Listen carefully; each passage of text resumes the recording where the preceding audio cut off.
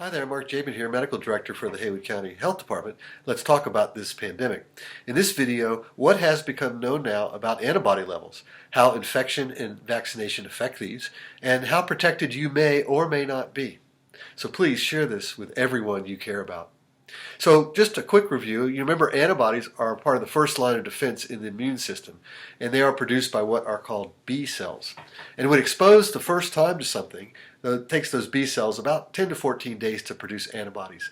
And what the antibodies do is to latch onto the bug in an effort to prevent it from getting into cells.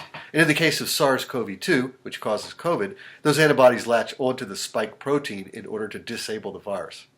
But once cells are infected with the virus, then there are other components of the immune system that go to work, so-called cellular immunity, B cells and T cells, and they work to destroy the infected cells. And after the bug has been taken care of, the B cells go dormant, waiting, so that if the bug returns, they can quickly pump out antibodies, and then it takes 3 to 5 days to do that. So this ability is what works to prevent severe disease. The virus can't replicate enough to get to severe disease because their antibodies are on the scene quicker. So antibodies work to prevent infection. B cells and T cells work to prevent severe disease. All of these, in the case of COVID, SARS-CoV-2, attach at the spike protein. So the mutations there really matter. So once the infection is contained, those antibody levels will peak about 3 months later, and then wane since they're no longer needed. No longer need to make something you no longer need. So lower antibody levels do not necessarily mean a person is not protected. So what can the antibody tests tell us? First, they do not measure anything about the B or the T cells, the cellular immunity. Secondly, there are all kinds of antibodies that bind to virus, but only some are what we call neutralizing antibodies that actually kill the bug, and that's what we want to know about. The current commercially available antibody tests do not distinguish these neutralizing antibodies from the others. And moreover, they are not accurate for a vaccinated person. These tests look for either the spike or nucleocapsid antibodies. Vaccines cause the creation only of the spike protein. So a vaccinated individual could turn up negative if it was the nucleocapsid antibody test, essentially giving a false result. So you want a test that measures the anti-spike protein antibodies. The bottom line, these tests can tell how much antibodies stick to the spike or nucleocapsid protein, but they don't examine the extra step of killing virus.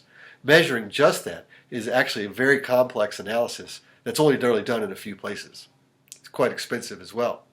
However, there does seem to be a correlation that has emerged between the total number of antibodies reported and the proportion that are neutralizing.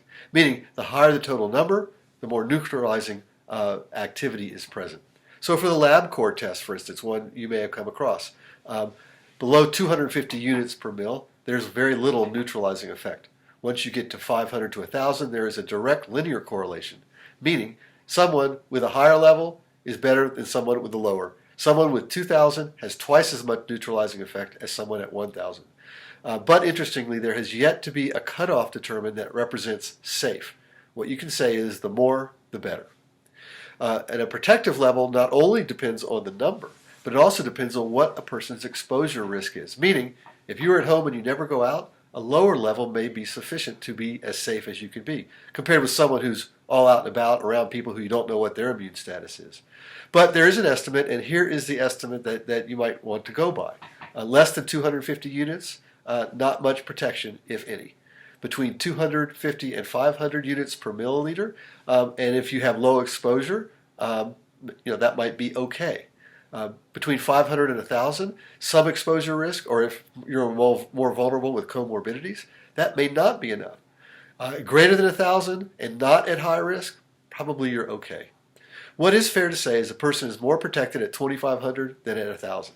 And a person's risk of exposure and vulnerability would determine whether that 1,000 is good enough. You might also see this reported as a titer. A titer of 1 to 100, for instance, means that 50% of the virus present was killed when 1 ml of serum is diluted in 99 ml of saline. That gives the concentration of 1 to 100. What this means is the more dilute the titer is and still kills 50% of the virus present, the more powerful and protective it is. So, after infection with the original virus, this 50% titer is about 1 to 400. With Delta, it's about 1 to 100, meaning the immune response was not as robust and decrease 4 times with the Delta infection. Vaccines produce a titer of about 1 to 1,000 for the original virus, about 1 to 250 for Delta. The reason titers for acquired infection are not as protective is that infection also affects the immune system's ability by interfering with antibody production and effectiveness. With vaccination, you don't have this decrease in the immune production. So, the higher the titer, the better the protection. 1 over 1,000 is better than 1 in 100. What we can say, because of fewer reinfections after infection with the original virus, that 1 in 100 that you see after Delta, for instance, might be enough. We can't really say that definitively. So what do boosters do? Well, if infection with Delta reduces the titers by a factor of 4, the boosters have been found to increase antibody levels by about 4 times. So this offsets the drop in titers that you see from the infection. And remember, antibodies tell us only part of the story. Cellular immunity, the B cells and T cells, are critical to a person's immune response. Lower antibody levels may not mean lower protection. But, at least at this point, we have more information now on what happens with antibody levels. What will happen with Omicron is anybody's guess at this point. We're starting to get some data on that now, so stay tuned for more on that. So, be well and be careful, especially right now.